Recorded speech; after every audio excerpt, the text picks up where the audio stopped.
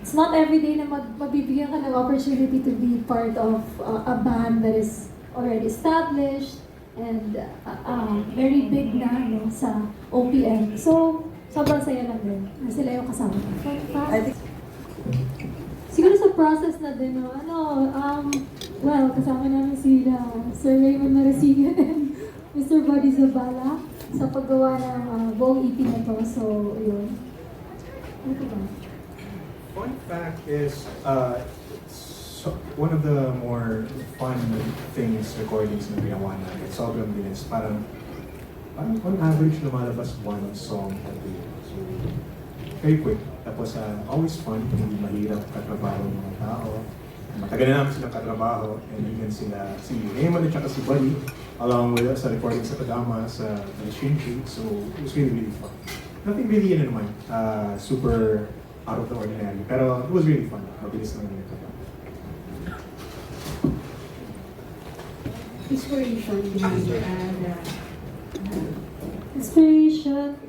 Wala, mostly ano lang naman siya about sa relationship, ganon. Kasi tayo mga Pinoy, medyo mahilig tayong makinig ng mga hugot songs, mahilig tayong masaktan. So, ayun, actually yun lang naman yung parang about lang siya sa mga reality na nangyayari sa isang relationship. Yun lang naman yung focus actually ng mga songs sa EP. And for my second question, so how has Inago's music evolved over time, especially with Korea joining the band? Mervin? Nung sumali sa amin si Corey, mas lumalim ba yung tugtugan natin? Malalim kasi si Corey. Hindi, syempre medyo nag-iba yung dynamics ng mga na. Tapos, naganda na boses si Corey. I feel personally that we're lucky to have found her at the time when we needed her. So everything just kind of fell into place. She's fun to be around with. She fun competes us and barkada kasi mas importante sa amin ng barkada namin yung each other. Yes! So it fits in really well. We have a great time, and I think that's what's important to all of us.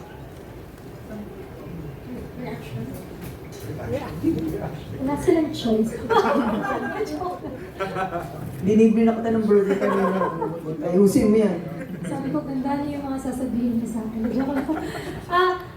Ako naman na nandito kasi, Mago, sobrang honored ko naman sa part ko. Siyempre, parang it's not every day na mabibigyan ka ng opportunity to be part of a band that is already established and very big na no, sa OPM. So, sobrang saya lang din na sila yung kasama ko.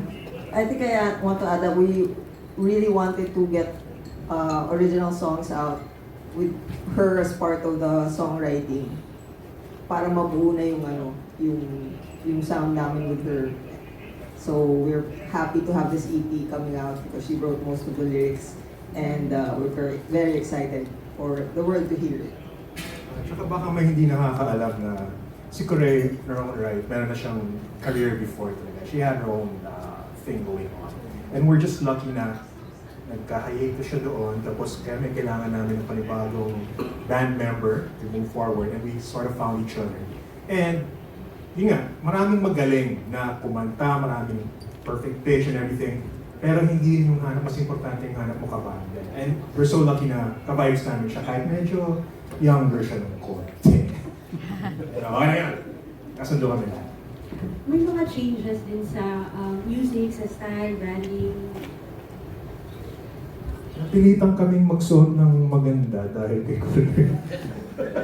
Hindi, wala naman.